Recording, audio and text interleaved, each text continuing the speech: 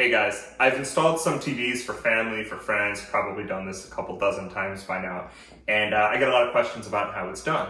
So today I'm going to be putting a TV on this wall, which will replace this computer monitor, and I'll be running an outlet, putting the cables to the wall, and even making a really nice wall plate. So I'm going to walk you guys through that process and show you how it's done. I'm Kevin. I'm a techie, a do-it-yourselfer, and a first-time homeowner. Join me on this journey while I make it my own. Okay, there's a lot going on this table, so let me walk you through each piece. These are called keystone wall plates, and what's really nice about these is they allow you to use these standard inserts for different things. This one is a fiber optic audio insert. These are for HDMI. These are just covers for unused holes. I've got one for cable. You guys probably recognize this jack. And basically, you can create your own wall plate that goes on the wall. And that way you have all these different cables feeding in. These are low voltage cables, so they don't really need to be in conduit or anything like that. You make your own jack by putting these in the plate, and it just gives you a nice clean look. These plates then mount onto what's called a low voltage mounting bracket. And this, you cut out a hole in the wall, you install this into the wall, it locks down, and then the plate will mount on top of it, and that way it's nice and tight, and you don't have things getting loose later on down the road. So basically, you've got some HDMI cables. Some of these will be behind the wall, and they'll be wrapped in a sort of like a wire cable management type of system, which I'll show you later on. And there'll be a jack behind the TV and one behind the TV cabinet, right? So one higher on the wall, one lower on the wall. And then there'll be cables that plug from the TV into the wall plate behind the TV. And then at the bottom, I'll have ports like HDMI 1, HDMI 2 audio. May not use them all right now, but in the future, let's say I want to hook up a Nintendo Switch or a new PlayStation or Xbox or something, I can switch HDMI cables around without having to take the TV off the wall. So it's just kind of a nice way to future-proof and you know, make it look nice. Then we're going to install power. Right? So for power, I'm using these Leviton outlets. What's really nice about this is it's actually surge protected. I'm not sure if you'll be able to read that here, but it's a surge protector built into the outlet. Yeah, they cost a little bit more. I mean, not too much, right? So, you know, I think it's worth it.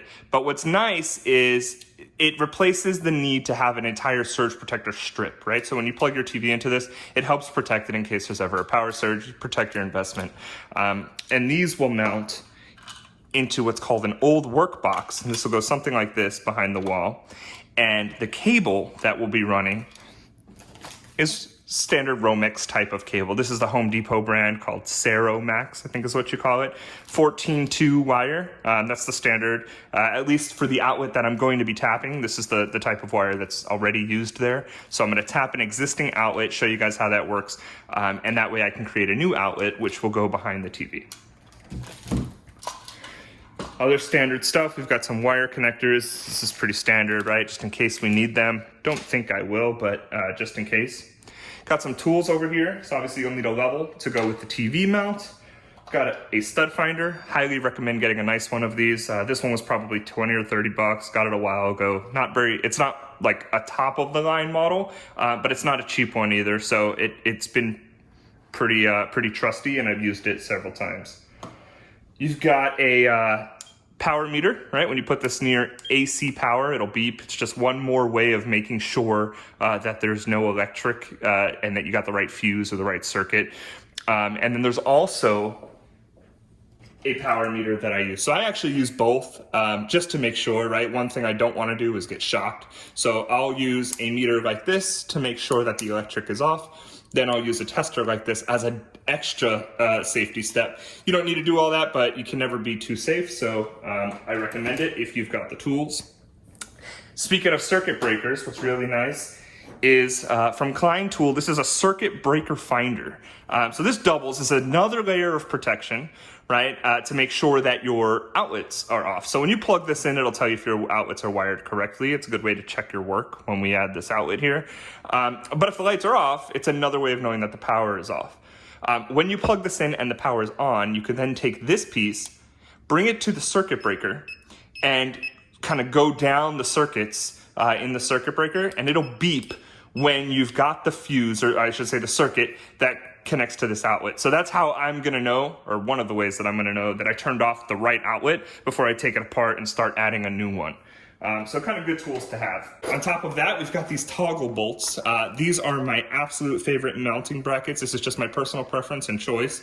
A house like this has got metal studs. And most of the TVs that I've mounted for people are usually on metal studs. So what I do is I drill a 1/2-inch hole. That's the size you need for these particular brackets.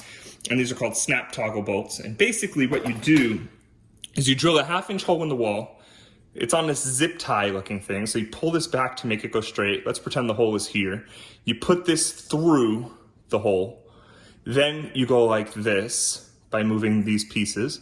You pull it back, right? So it's holding against the back of the wall. And then you slide this forward. It's like a zip tie.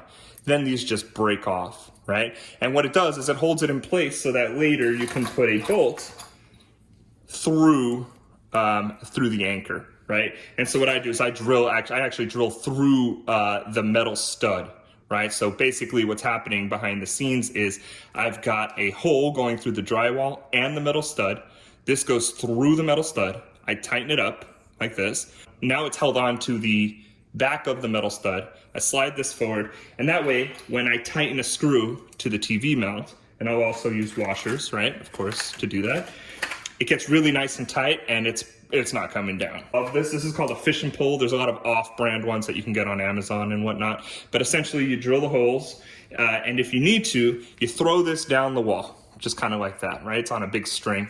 And then, this is a very powerful magnet. You take this on the other side of the wall, you can see I've used this before, it'll click on, and then you just kind of fish your way down the wall and you pull it out the hole on the bottom, and now you've got a string on both sides, and it allows you to tie those cables and wires and just kind of pull them through the wall easily, so you don't have to mess with fish hooks and whatnot. It still works through insulation, but it's obviously much easier on a wall that doesn't have insulation in it. Things like a tape measure, nylon pry tools, these are good things just to kind of have a hand. You'll obviously need a pencil to mark positions on the wall before you start drilling. I like to measure twice, right? Cut once, see, I'm sure you've heard that before. Painter's tape is a great way to wrap cables, as long as there's no insulation. If you pull with pressure, this is gonna come right off, but it's a nice way to wrap cables temporarily, assuming there is no insulation, because it doesn't mar up or leave residue on the cables you're pulling. I also like to use this to mark stud locations on the wall. You could use a pencil, but just a personal preference, I like this because it comes off easily without having to erase or anything like that. You'll see me still using the pencil on the wall. And so for the mounting of the TV, the height, a couple things. You can go online, there are some recommendations on Google. What I like to do is just kind of sit on the couch, right? Look at the wall, figure out where I think it would be comfortable, use the tape, right? Or just a measuring tape and a pencil to figure out where the TV should go, and then that's where I mount the bracket. All right, so we've covered most of the tools. Things not pictured here that will be used are power tools, obviously drills and whatnot. I don't like using impact drivers because they will break screws and they will just destroy things. So it's good to use a hand screwdriver if you're trying to tighten like the brackets to the back of a TV, for example. I use a power drill, but I leave it on a very low setting. Like I'll put the clutch set to 1 so that the drill doesn't engage too heavily.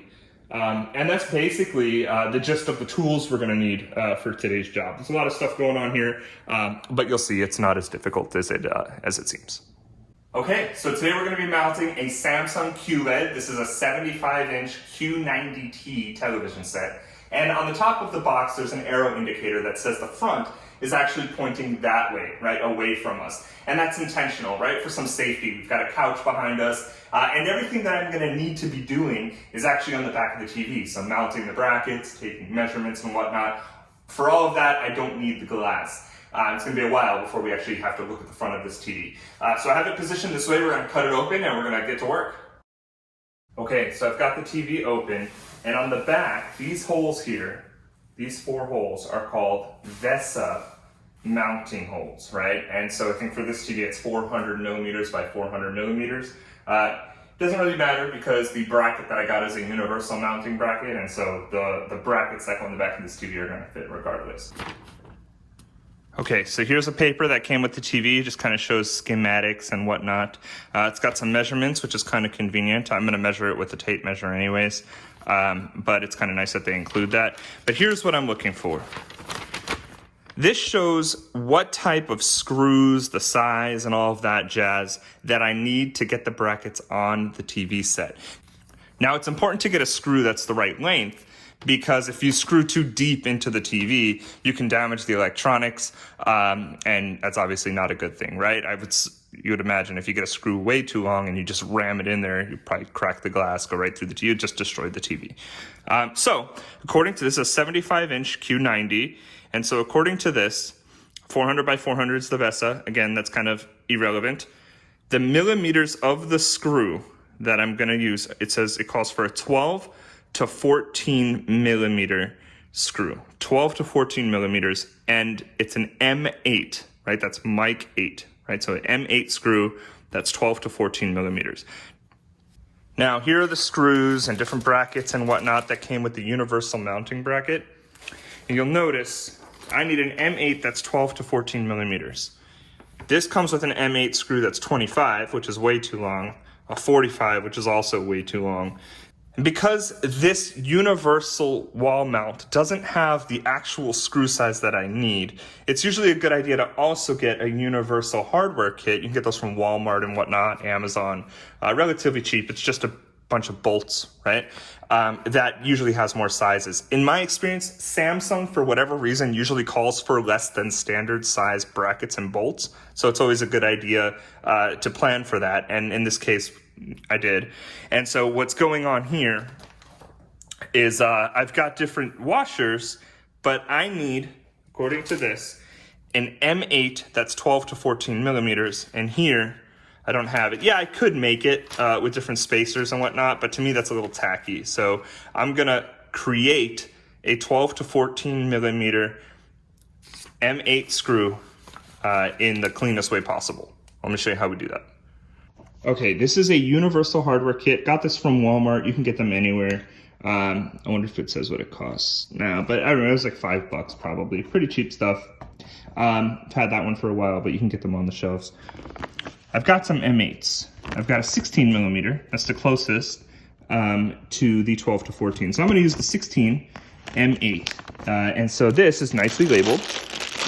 And here you can see that I've got M8 by 16. So these are the 4 bolts right here that I'm going to be using. And it also says that I've got some 2 millimeter M6 or M8 spacers. So that's actually these. So I'm going to take 4 of these, which is 2 millimeter spacers, and then the M8 screws, which are 16 millimeters, so 16 minus the 2 gives me 14 millimeters, which is exactly what is within the range for the Samsung mount. Okay, this next part is just a personal preference. I'm using a Milwaukee tool.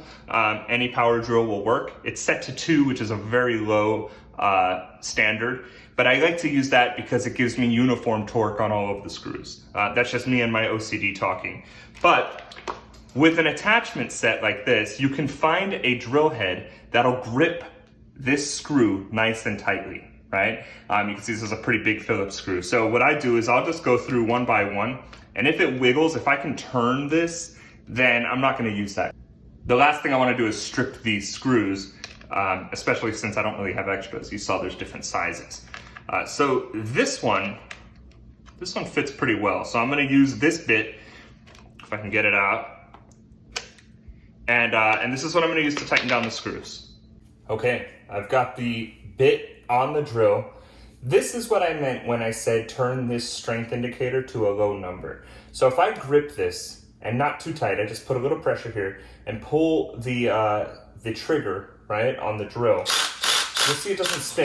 But if I let it go, it will. And so what that does is it prevents the screw from being too tight, right? The higher this number, the more power the drill will have, right, before the clutch kicks in. And you really don't want that much pressure when you're drilling into sensitive electronics like this. So we're gonna mount the brackets now to the back of this TV. These are the brackets, and while they may look exactly the same, there's something to note. Usually there's some kind of indicator, right, of what side it goes on. And what I use as an indicator is this knob, right? And this knob, when you loosen it, will allow the bracket to tilt. So if you want to tilt the TV once it's on the wall, you loosen this. That won't work if you mount it facing inside the TV, right? So if I put it like this, there's no way I can adjust that once it's on the wall. And so the bracket actually needs to go on this side of the TV so that if I ever wanted to adjust it, I could reach in, assuming I could reach, and loosen it. So this bracket will go on this side of the TV, and this bracket, because it's the other way, will go on this side of the TV. You can double check your work too, because on this particular brackets, they actually have indentations. This one has an L for left, which is when you're facing the TV, it goes on the left-hand side, or it mounts on the left side of the mount, right? And then this side has an R on it. So these mounts are gonna go this way onto the back of the TV. So we'll start with the right one. What I like to do is leave this pretty loose in the beginning, and that's because you never know which screw you're gonna need to get to, and so if I need to push this in with the drill, it allows me that flexibility. Just a little trick of the trade, if you will. All right, so I'm gonna hold it up here, and depending on where you mount this bracket, it'll determine the height. Now in this case, this is a 400mm VESA pattern, which means they're pretty far apart, and as you can tell, I don't really have much of a choice. I kind of have to use the top hole and the bottom hole, so that's where I'm gonna be mounting these. So I'm gonna take a screw and put it on the top.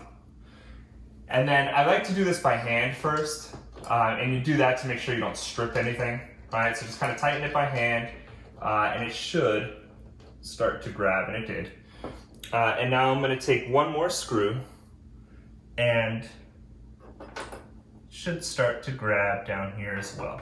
And it's good to do this first before you use any power tools, because obviously if you don't get it in exactly straight, you don't want to have issues later on.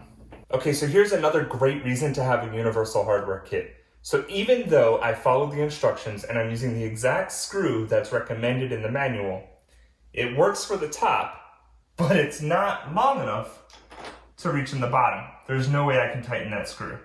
So having the universal hardware kit allows me to use other lengths of M8 screws and figure out what works. And so here's a much longer one. You can see the difference between this screw and the one that it said to use, right? Now again, I want to make sure that I'm not going too deep, right? So included in the universal kits are different size spacers. They've got ones that are like this. They've got ones that are shorter and longer. And basically what I found is that by using two of the smaller ones, I make a length that's similar to the screw that they recommend once it actually clears the plastic on the back of the TV. So this is a real world adjustment. I didn't want to crop this out or anything like that, because this is a great example of what could happen, right? In real life or in the field when you're putting these things together. So we're gonna proceed with the new screws for the bottom because these are the ones that actually work, regardless of what the manual says to do. For now, I'm also using a manual screwdriver, and that's because this is extra sensitive with the distance and the length of the screws. So I'm gonna tighten it by hand first. Okay, so I've got these in by hand. And there's a little play here, right? You'll notice that the bracket could swing left and right. So I leave it loose on purpose first, just so that there's some wiggle room. And then I take a level. This is, again, just my OCD speaking, but it can prevent problems later on. This one's magnetic, so it sticks right to the bracket. And what I do is I tilt it until the bracket is straight to my liking. And this looks pretty straight to me. So what I'm gonna do is tighten this by hand, again, because it's a little sensitive, being a custom size screw right now. That's looking pretty good. And then I'm gonna do the same thing on the top. Make sure it's level. Yeah, and I'd say I'm pretty happy with that. So that's this bracket. We're gonna do the same thing on the other side.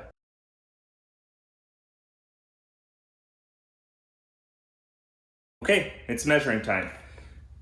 The box has a cutout here, which is nice because I can reach in and put my fingers underneath the TV, which is excellent because it lets me use a tape measure to identify the height. So what I'm gonna do So I'm going to move this temporarily. I'm going to stick the tape measure at the bottom edge of the TV, and I'm simply going to measure how high it is. And this particular TV is about 37.5 inches, 37.5.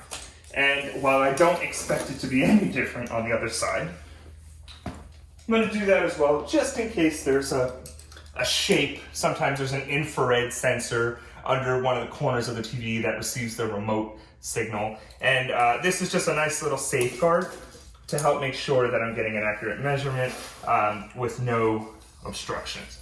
So I'm gonna do it on this side, 37.5 as well. So I know it's a pretty safe bet, at least using this tape measure, that the height of the TV is 37.5. Now, I'm gonna measure the width. There's a couple different ways to do this. I'm gonna do it from the top just because I'm by myself at the moment. And by the way, if you haven't done this before, I recommend having help. I will be using help before I actually lift this out of the box and put it on the wall, right? Obviously 2 people is better. Don't ever try to do this by yourself.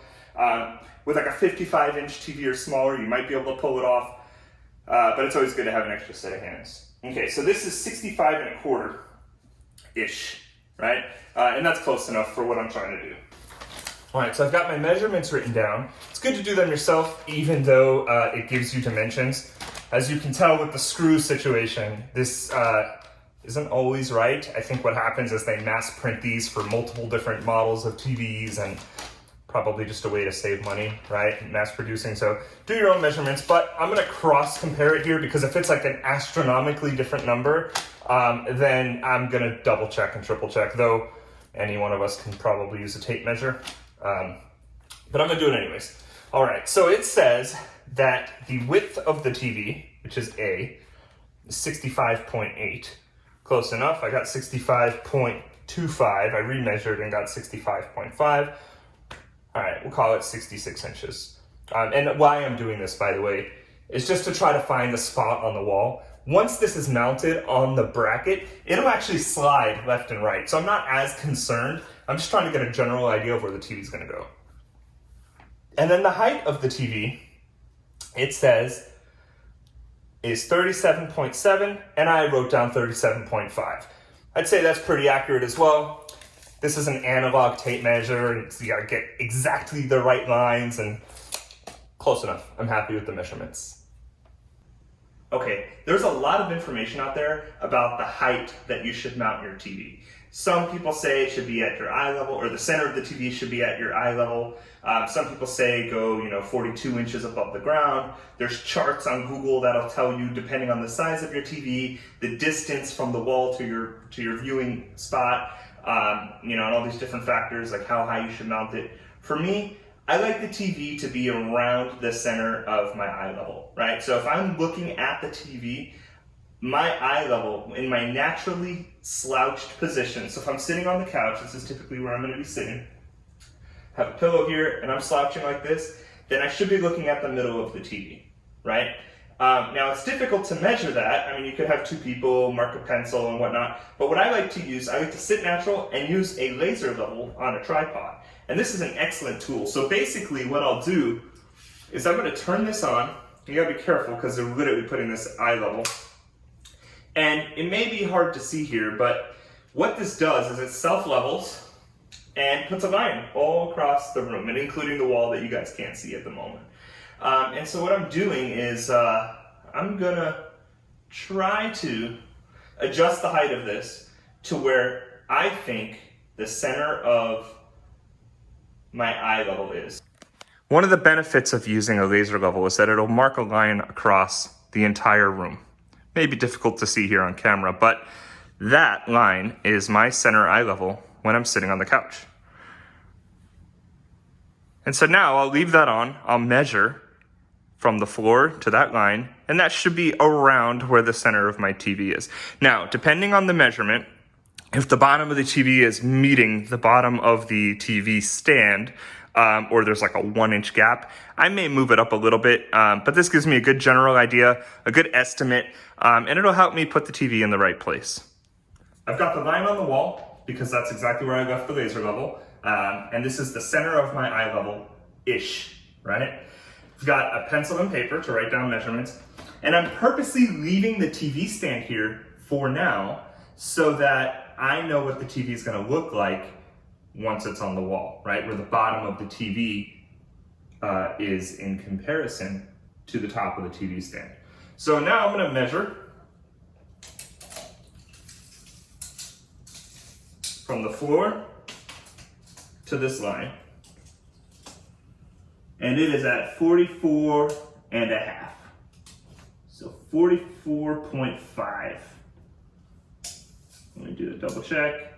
Just under 44.5. Okay, I ultimately decided to mount the bottom of the TV a foot above the TV stand. That way, it looks aesthetically pleasing and symmetrical relative to the rest of the wall, but also it leaves room for accessories, like the little rhino plant and the fake planter that I have there.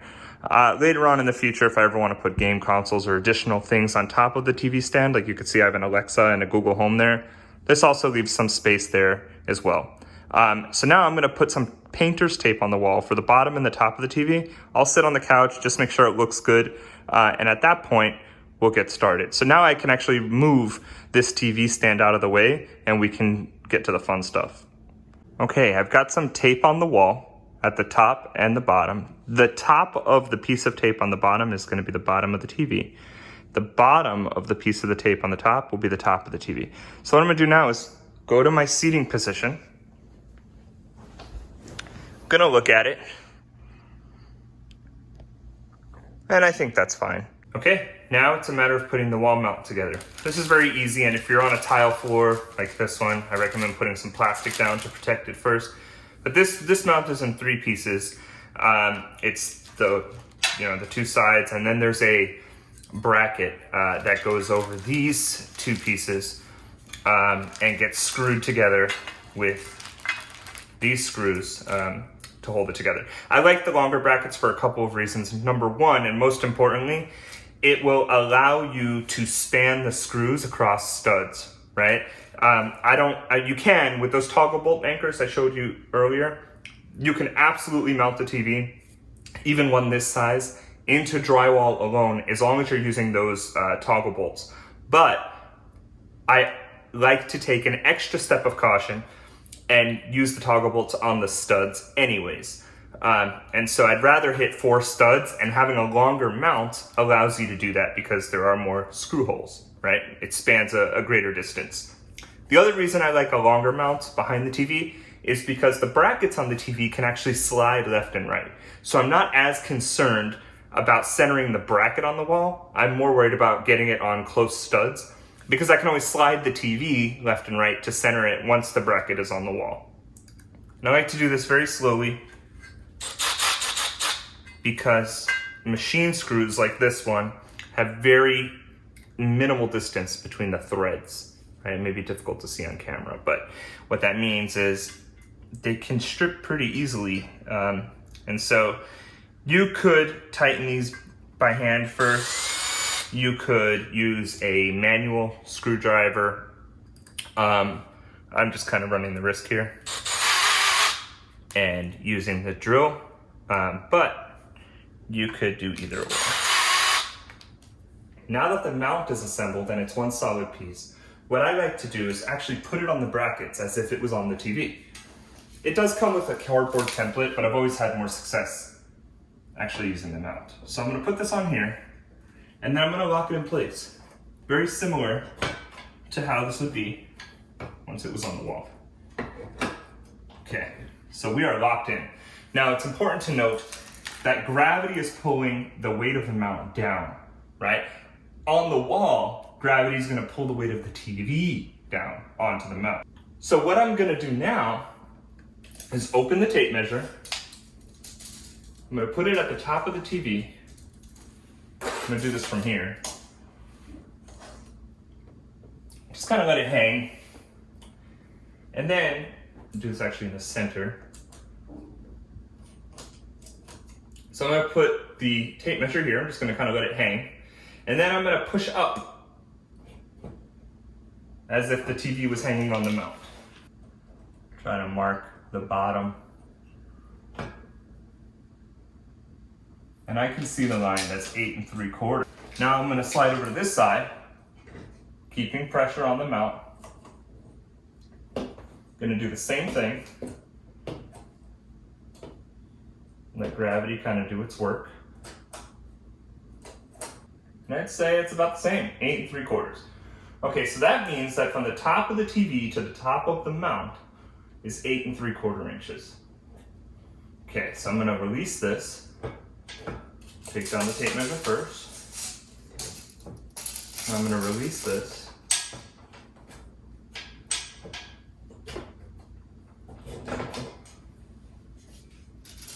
And now I have the measurements and I know where to put this on the wall. What I'm doing now is I've put the laser level back. I've aligned it to the top of the TV. I actually used a pencil mark as a reference, just to be sure. And I have the measurement. I marked it on the tape measure of where the top of the mount is gonna be compared to the top of the TV. So what I'm gonna do now is put this line right here on the tape measure. And I'm gonna try to keep it level vertically as well. The difference is so marginal that it probably doesn't matter, but since I'm doing it, might as well do it right. Okay, so trying to be as exact as I can. And according to this, if this is the top of the TV, then this mark right here, and I'm doing this with a pencil because it's gonna be behind the TV anyways. This is, and I'll write it, top of mount. This is gonna help because I'm doing a lot of measurements, so later on, I'll know exactly what this line means. All right, so now I'm gonna do it one more time, somewhere around here. And I'm not even looking at the line I did the first time because I wanna make sure that this is exact and precise. So this is kind of like a gut check. And so this is the line here. And I would say that that's probably pretty accurate. Okay, so now what do? Now I'm gonna take the laser level and move it to this line where the top of the mount is. And then this is going to be where I hold the mount once I find the studs. Okay, so to find studs, I use the stud finder. Now I can see that there's an electrical outlet down here, right? And usually there's a stud to the left or the right of an outlet because that's where they attach, the construction workers, that's where they attach the box that the outlet goes into. So it's either gonna be here or here, a stud, right? So I'll start here. I'm gonna slowly scan. And I'm starting to get a reading. And so this is telling me that this is the center of a stud. So I'm gonna move up a little bit. I'm gonna put a line. Center of a stud, right? And then it also shows you the edge. So this is an edge, according to the meter. This is the center. And then right here is the other edge. So center, edge, edge. So we got one stud here. Boom. I'm gonna keep going. No studs yet. Nothing yet. Oh, there's an edge, looks like. This is an edge. I'm gonna keep going. This is a center. Keep going, and this is an edge. So here and here are the two studs that I'm gonna be using. This is close enough to the center, and based on this, the next stud would probably be somewhere here. In this case, the TV would be way too off center. And if I go here and used this, the TV would also be off center. So what makes sense is to put the mount on these studs because then the TV can slide left and right. Okay, so now I have the laser level at the top of where the mount should go. What I'm gonna do is mark my stud centers. I'm just gonna use a straight edge, and I'm using the level to get a perfect vertical, which is here. And I'll use the pencil to just kind of make a line at the center of the stud. We'll do the same thing on this side. And the reason I'm doing this is so that I can see the center of the stud once I have the mount against the wall. Okay, these are my centers.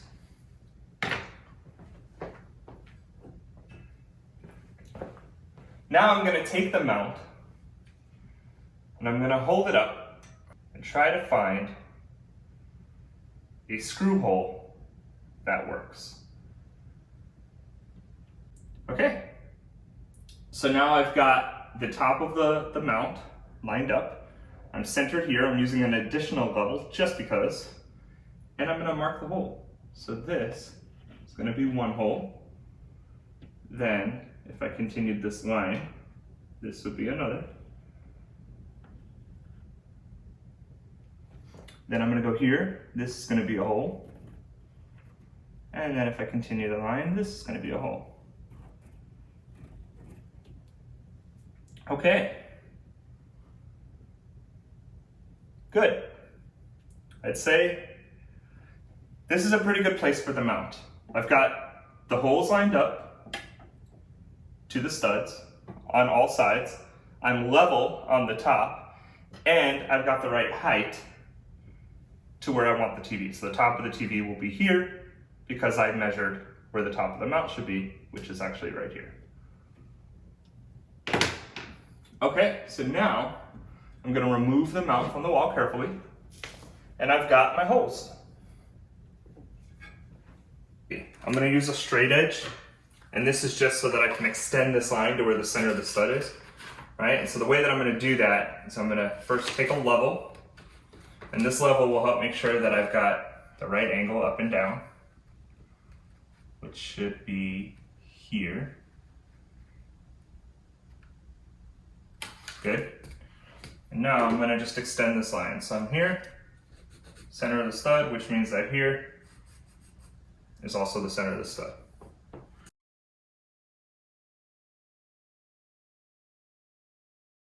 can't see with the TV stand here. This will be moved shortly, but there's an electrical outlet down there. Remember I told you studs are usually on one side or the other of an electrical outlet. And so what you want to do is make sure that there's no power lines running along this stud before you start drilling. That's obviously not a good thing to do. This stud finder actually detects electricity, right? And I also happen to just know, because this is a newer home, that the wiring for the electrical is actually lower, right? It's on like the bottom third of the wall. But just to make sure, I'm gonna run this along, right? Got my stud, but it's not detecting electric anywhere, right? Not anywhere I'm gonna be drilling. I'm going to do the same thing on this side. I know there's no electricity here, but just want to make sure. What I'm going to be using to mount the mount onto the wall are these toggle bolts. Now these are fantastic. I absolutely love these. I think they're rated to hold a lot more weight individually than the entire TV weighs on its own. But using 4 of them obviously makes the load balanced even better. And I've never, ever had any concerns about a TV coming off the wall using these snap toggle bolts. Okay, so what I'm gonna do is use a pencil, and this is the hole that I traced. And so I'm gonna try to get the center of that, just kind of eyeballing it here, so that I can have the pinpoint location of where to drill my hole. Now, the next thing that I'm gonna do is just take off this tape. I don't need it anymore. And it leaves no residue, which is why I love this painter's tape.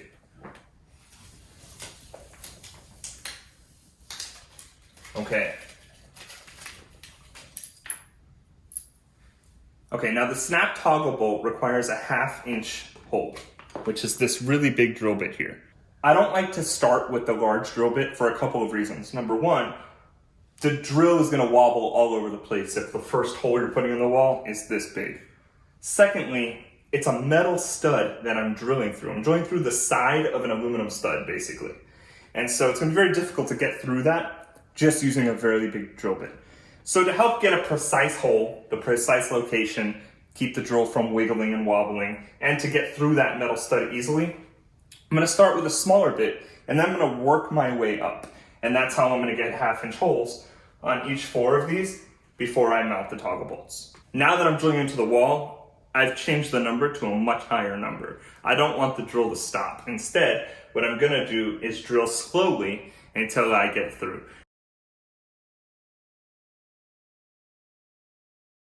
Once I drill the hole, I put the drill in reverse and I just kind of go back and forth a little bit. And that's because these drill bits are pretty sharp on the edges and I want to file away any aluminum on the other side of the stud so that when I put the toggle bolts, there's a flat surface for it to mount.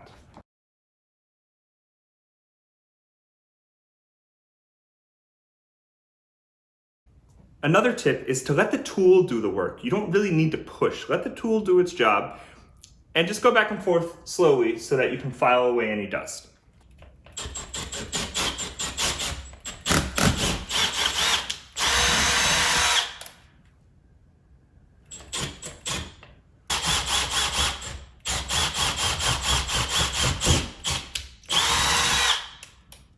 Okay, I got the holes. Now I'm going to use a sanding block just to get the drywall as smooth as I can. This is, again, just a personal preference. All of this is going to be behind the TV, so you don't really need to do this. Just something I like to do.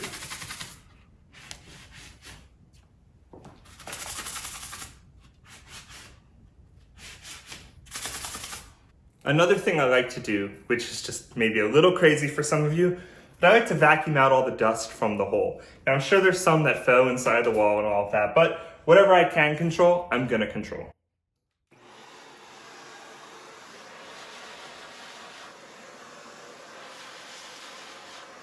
Now I have 4 clean holes on the inside. One more thing to do is to try to clean the holes on the outside. So I wrote very lightly on purpose with the pencil. And that's so that I can go back here and erase. If you haven't heard of magic erasers, these things are fantastic. I like to go over it one more time just to get whatever I didn't get with the pencil eraser. And trust me, whatever you don't get, these things do a pretty good job of picking up. Now the toggle bolts are incredibly easy to install. Now that I've got the holes in the right place, what I'll do is lay this flat.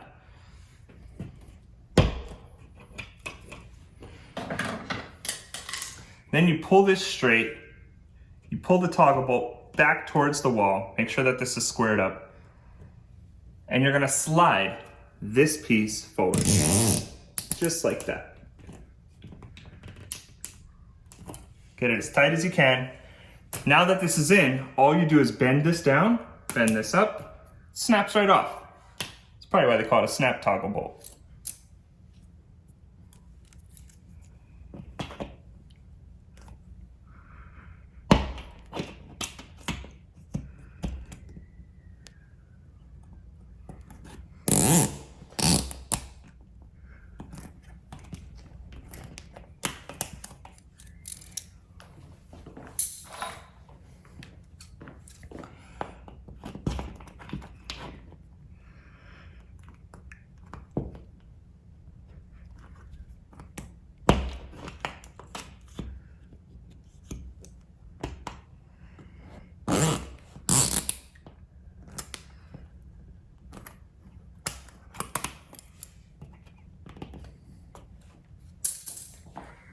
Okay, the toggle bolts are in the wall. What'll happen now, this screw will go into the toggle bolt, and as I tighten it, what's going to happen, let's pretend the wall was this way. As I tighten it, it's gonna pull this metal close to the screw. And as an added bonus, there's a metal stud that this is sitting on. So it's not really drywall. This is actually behind a stud. There's a screw going into it, and that's what's gonna hold the mount, and that's why the TV is never gonna come down. Okay, so I have the mount and I have the screws. I put a washer on the screw, and the reason I did that is so that when the screw goes through here, it's got a good grip, right? I don't want the screw head to fall through the mount. So this is how you prevent that from happening. Use a washer.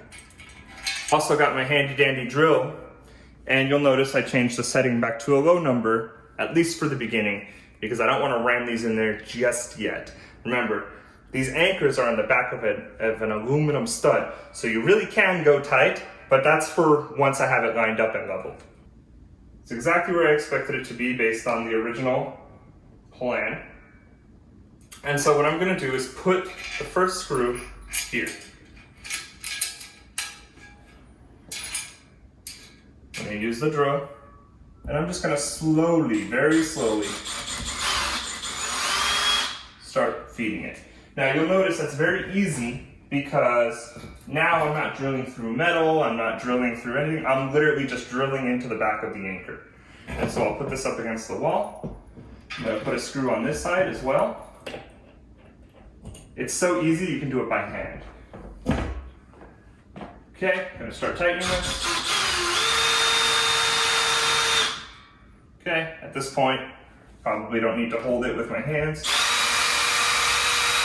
I'm not even going too tight yet. There's just a lot of room for the screw to grab.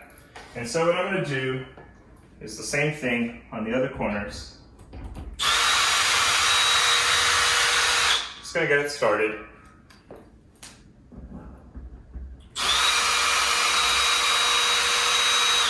Okay, so now the mount is connected to the anchors, which is connected to the wall. What I'm going to do now is take my level and stick it right in the center. This is cool because it's a magnetic level. You can get these pretty cheap anywhere. Harbor Freight, Walmart, Amazon, Home Depot. I'm going to hold it here just to make sure that I have level. But remember, this could be deceiving because it's a bracket that holds the two pieces together. So I'm also going to stick it here, and I'm going to stick it here. And I've got a pretty good level. I'm just going to do this a few times until I'm comfortable with it. And what's nice about this is you can still raise and lower it a little bit on both sides before you tighten anything. So if you don't have a level surface completely, you could raise it to your liking. See what that will look like if you do it on the other side. You could kind of see the impact and go from there. Okay, so I feel really good about the level on this. And so now what I'm going to do, I've got this set to 3. I'm going to put my hand kind of like right here in the middle. Tighten these down in a star pattern.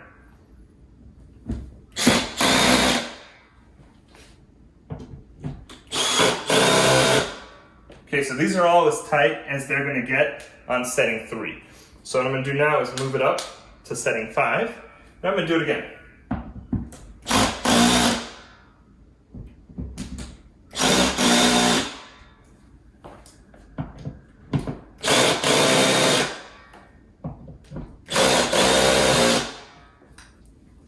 Okay, this isn't going anywhere. Okay, this is as tight as I'm comfortable getting it. I don't want to continue tightening it because I don't want to warp the studs or anything, but this is good. This is super tight.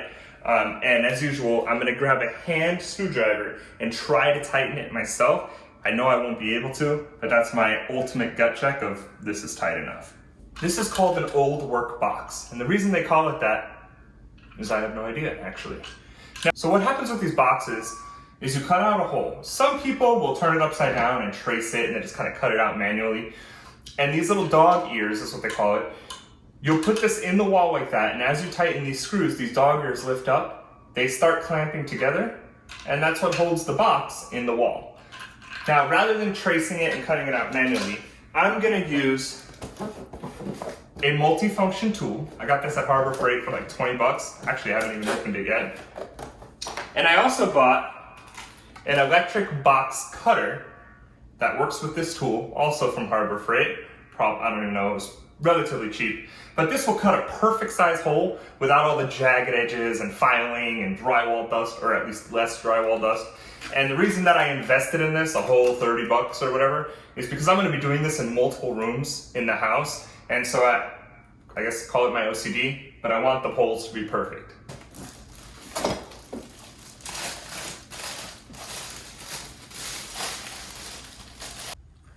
Okay, anytime you're gonna do cutting with a power tool and drywall and things like that, it's a good idea to wear eye protection. So I got some eye protection on. I'm gonna line this up as best I can, and we'll see if this works. So the low voltage cables will actually run through here. And what I'm gonna do is replace this particular outlet, which is just a cable jack, with the keystone plate that I showed you earlier, which will have a cable jack as well as HDMI inputs and whatnot. And so the cable and the HDMI will run through the wall to this location where I'll have a keystone jack that I showed you earlier that we can connect the TV to. For the power, we're gonna move to this side of the wall. Up here, I'll make a similar cutout around the same level on this side of the wall. Now this will also contain an old work box with a surge protected outlet. The TV will plug into one of these receptacles and it'll be surge protected without needing a bulky power strip surge protector type of thing. This also leaves an additional outlet so that I can future-proof in case I ever want to mount something like a streaming box, an Apple TV, or any other component behind the TV itself. Now before removing this plastic trim, I already tested to make sure that the power was off. You can do that with a meter like this, which will detect power and beep if there is live power. In this case, there's not, it did not beep. You can also use a voltmeter. Some people mistakenly think that if there's no power at the top plug, that there will automatically not be power at the bottom plug. That is actually false. There's a metal tab here that can sometimes be broken, and while it's rare, it's not impossible. And so you should always test both the top and the bottom to make sure that there's no power. Another thing that you could do is use an outlet tester. Plug this into the outlet and make sure no lights come on. In this case, no lights came on. I'm also going to test the bottom just to be sure. No lights come on. So I know there's no power here, and I knew that before I took off the plate. So just make sure you test. Safety comes first. Because I'm also going to be replacing this anyways, I'm going to remove it to give me additional insights and room potentially to work inside the wall. Now there is a stud right here, so I'm not expecting too much, but it may help with visibility just in the off chance that I have any challenges. Different types of outlet boxes that are in the wall that these receptacles mount to. Some of them are nailed in from the side, and on those you pry from the side and use a saw or an electric tool to cut the nails in order to get it out and replace it with an old work box. This particular one I wasn't sure about, so I looked inside and I was able to find the model number, I Googled it, and now I know how it works. So what I'm gonna need to do is use a multi-tool to cut the plastic that holds this onto the side of the stud so that I can get this work box out and replace it with a different one. When I opened up this wall, I could tell that there are pieces of drywall loose at the bottom. Just because of my OCD, I'm gonna go over it with a vacuum and clean it up.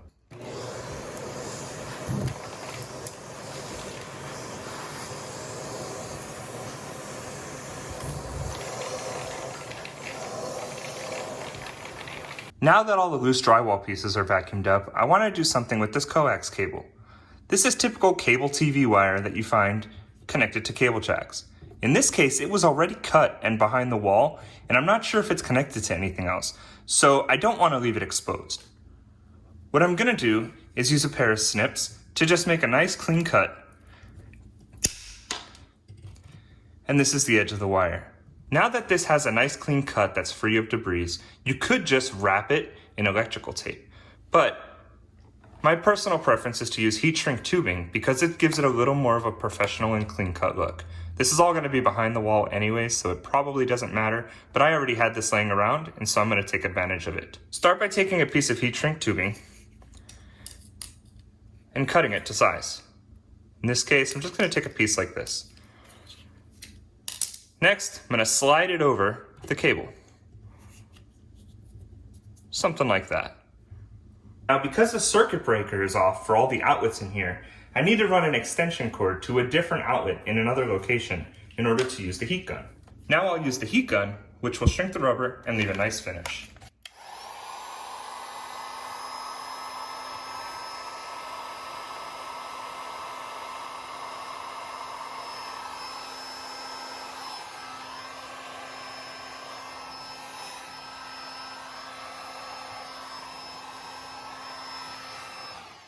I'd say that looks pretty good.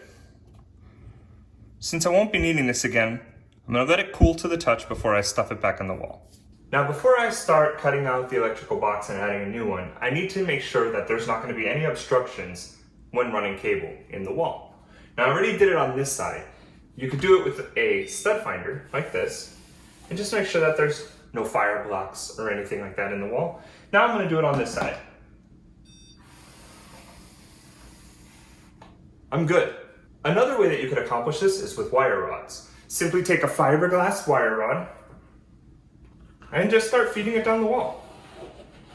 And if you can get all the way to the bottom, in this case I can, without any blocks, then you know you're good.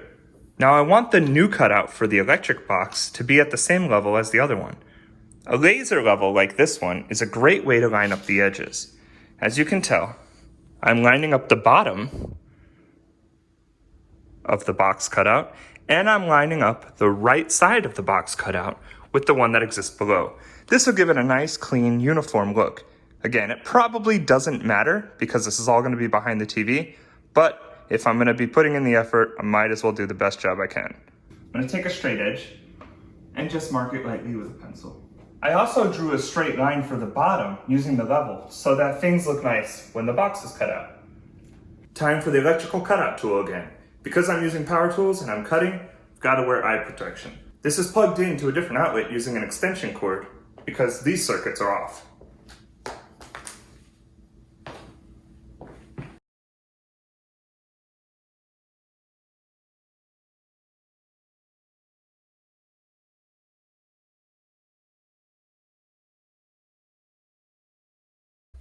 Now a little bit of cleanup with a pencil eraser, a magic eraser. These things really are miracles. And then I'll vacuum up the dust. Okay, I looked up the model number of this plastic box on Google, and by seeing the design, I know exactly what I need to do to get it out. To cut the plastic, I'm going to use this multi-tool with a different attachment. Again, safety goggles.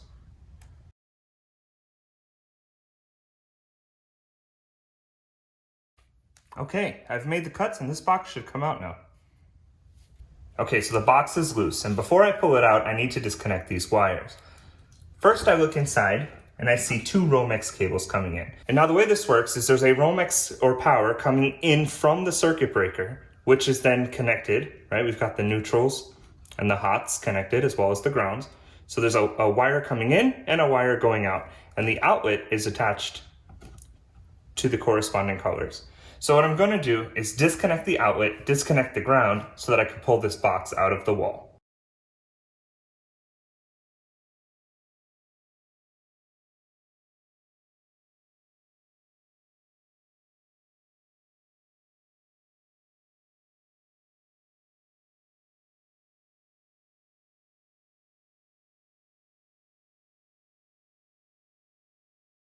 Okay, now that all the dust is gone and the Romex is ready, we're ready to begin putting in our old work box. I'm also going to run the Romex cable. I can see that there's an area right along the side of the stud that serves as a nice channel to run this cable on. That means that even though there's insulation in this wall, I should have a pretty easy run.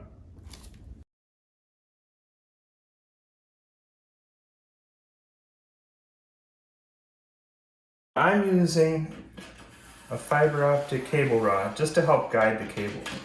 And so my goal is to get this all the way through to where I could see it on the other end. In this case, I've got it. Now that I've got the cable wire ran, I'm going to secure the Romex to the wire rod.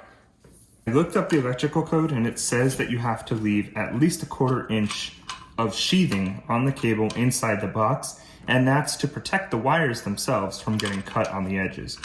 Now, this is a plastic box, so I'm not as concerned with it, but I'm still going to do it nonetheless.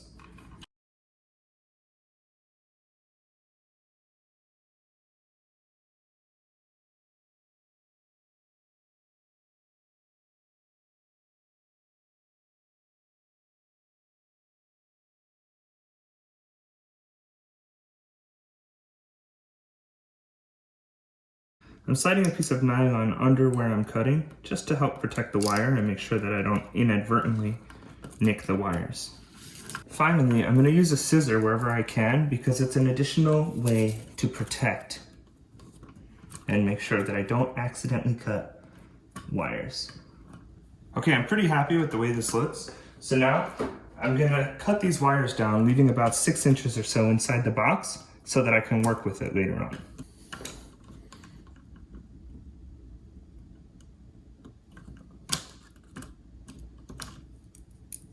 Now the outlet itself has a strip gauge on it. So what I'm gonna do is mark the area where I should be stripping, which according to this is around right there. And that's how much I'm gonna take off the wire. So I'm gonna use my finger just to kind of mark the spot. This particular wire is 14 gauge, so I'm going to be using the 14 gauge stripper and just simply slide off the cable. I'm gonna do the same thing with the other side. Now that I know the location, 14 gauge, and slide it off. Okay, I think we're good up here. The next thing I'm gonna do is tighten up the old workbox to the wall. Now before I put this in, I wanna make sure that it's level. And the reason I'm doing that is so that the outlet itself looks nice and level once it's all connected.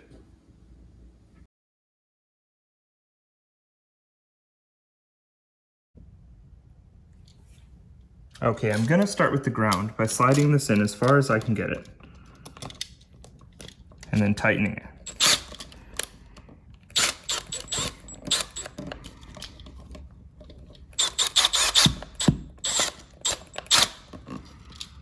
Okay, the ground is in. Now I'm gonna flip the outlet over and I'm gonna connect the right screws to the right sides. The white screw, or the neutral, will go on the side that has the silver screw on it. And it's a nice fit because I stripped the wire using the gauge on the back of the outlet. I'm gonna tighten this up. Now this drill is set to a very low number because I don't want to strip these screws. I just wanna make sure it's snug. I'd say that's pretty good. Now I'm gonna flip the outlet over and the black screw, or the hot wire, will go on the brass screw.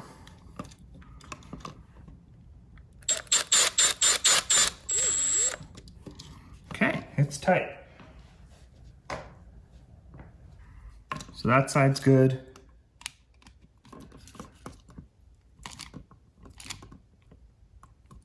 This side's good. And the ground. And the ground is good. Okay, that's as tight as I can get everything. I'm gonna double check my work.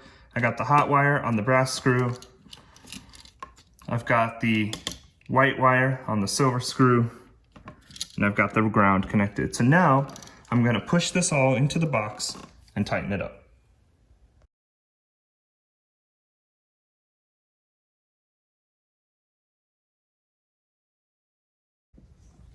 Okay, we're all leveled up and now we're gonna put on the faceplate. This is something you wanna tighten by hand.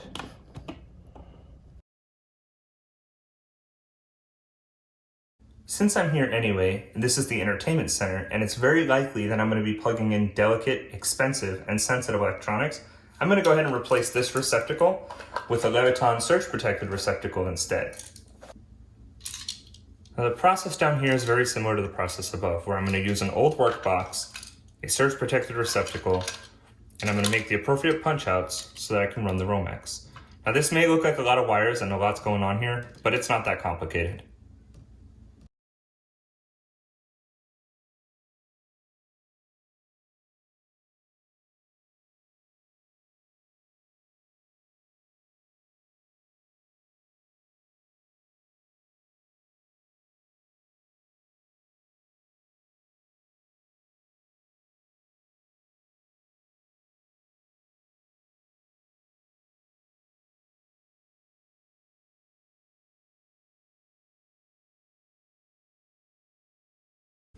Okay, we've made all the connections and stuffed the wires in the box. Now I'm going to use the strip gauge on the back of the outlet to try to get the right depth.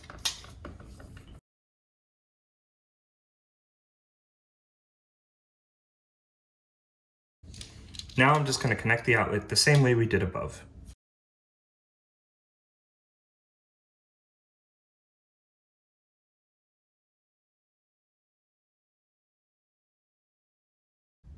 Okay, I've turned on the circuit breaker and I can tell that I have power to this outlet because there's a LED on that says it's surge protected. I'm now going to plug in this outlet tester, and what I'm looking for is the 2 right lights to turn on because that indicates that I have the correct wiring. So let's check the top. Looks like I'm good. We'll check the bottom. I'm good.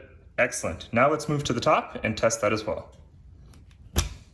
I now have surge protected power right below the TV. This is going to be covered by the TV, but the TV can plug into this and it'll have surge protection. I also have power at the bottom of the wall for the receiver and other devices.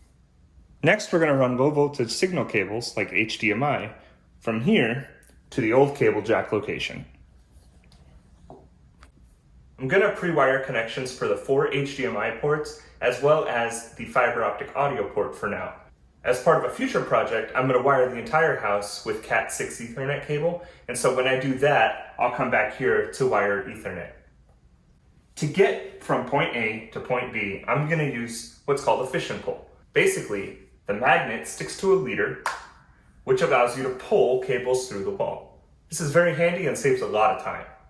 Because there's a metal bracket at the bottom, I'm going to start from the bottom and feed my way up. That way, the magnet doesn't get stuck on extra things. I'm using a combination of different tips and tricks to get the cable through the wall. I started with a string that has a magnetic leader stuck to it. I'm pulling it with a magnet and using a fiber optic rod to push the insulation out of the way. This will help me get the leader out of the wall.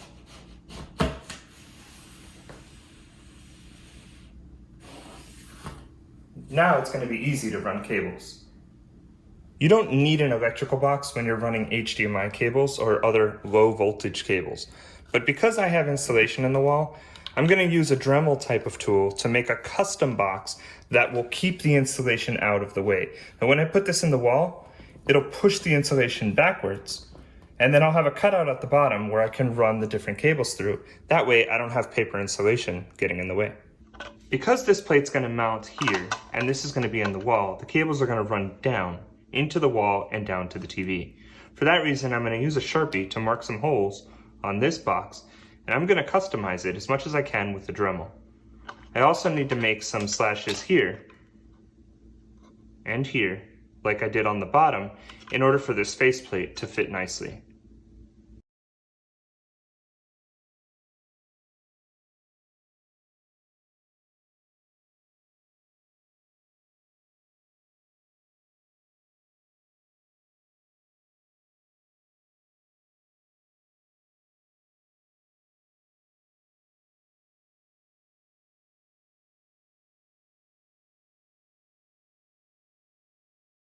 Now I've got 4 HDMI cables as well as the optical cable that are all going to go through the wall.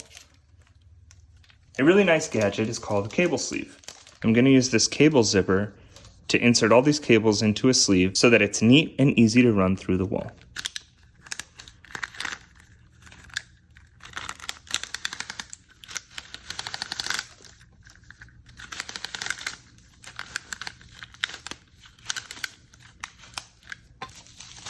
Simple as that. Now I'm going to connect these cables. Now I'm going to connect these cables to the custom wall plate. I'm going to insert them through my custom box.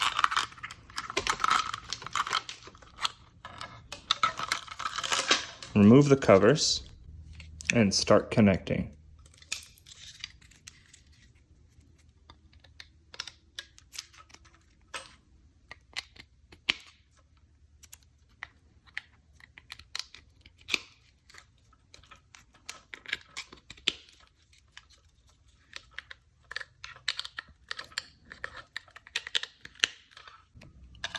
I ended up making the cutout on this box a little bit bigger so that I can fit all the cables.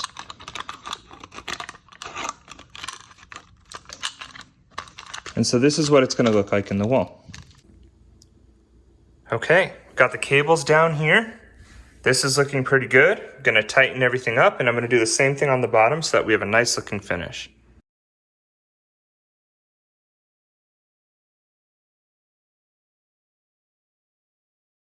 I made a matching plate for the bottom. The only difference is I added a cable jack to future-proof in case I ever want to add a receiver.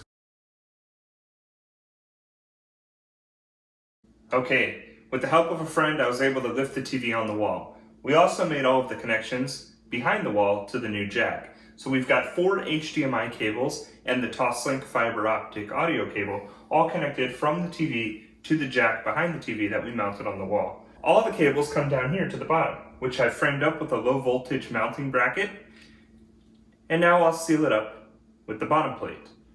The TV is also level, which is very important. This particular mount includes the ability to adjust the level after installation, just in case. In this case, no adjustments are needed.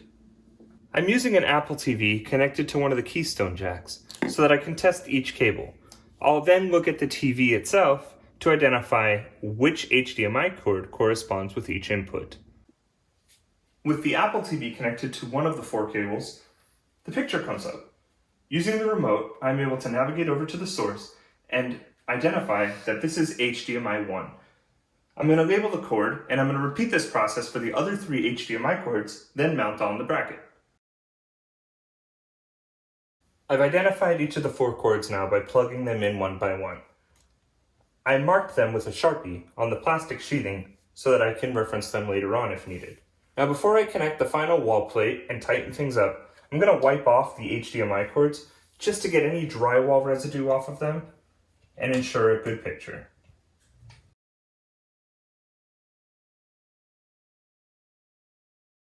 Here's a top view of what everything looks like once it's connected. Here are the lower wall plates after everything is tightened up.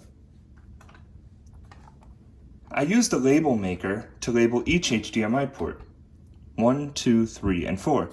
Depending on your TV model, certain HDMI ports may contain certain features. In this case, HDMI port 3 contains an audio return channel, or ARC, sometimes referred to as eARC, which is a newer standard, and specific ports for gaming. I've labeled those accordingly for future reference. Having a setup like this will allow me to plug in different devices in the future to corresponding HDMI ports without needing to take the TV off of the wall. I also have a Toslink fiber optic connection in the event that I want to add a receiver, surround sound, or soundbar in the future. The previous wall plate that I had over the outlet exposed a little bit of cutout drywall. Because I'm a perfectionist, I went to Walmart and bought a couple of oversized wall plates. These were about 75 or 78 cents a piece, and by replacing this one with one of these, it covers the exposed drywall. You're looking at the left profile view of the TV. You can see that the wires are nice and neat. You can still easily access the pull cord to disengage the TV from the mount if you ever need to. And you can see the outlet where the TV is plugged into. Overall, I like the slim profile of this TV and mount, and I think it looks really good on the wall. Now you're looking at the right profile of the TV. Here you can see the HDMI and audio cords plugged neatly into the wall. This is a 75-inch Q90T QLED TV from Samsung. I think the picture looks phenomenal. The camera really doesn't do it justice. Now, we're going to put the entertainment center back in front of the TV so that we can see the finished product. Here's a look at the finished product with the entertainment center in place. Overall, I'm really happy with the way that this came out. Smart speakers like these, in conjunction with smart switches like the Lutron Caseta set that I have on this wall, with a Harmony Hub and other accessories, allow you to automate routines. For me, that means that I get to sit on the couch and simply call out for Lady A, where routines will automatically turn off the ceiling fan, dim the lights, adjust the LED settings, turn on the fireplace, get it to the right setting, and turn on the television all by itself. It doesn't really get much better than this. Now it's time for all this hard work to pay off. Set the scene. Roger that.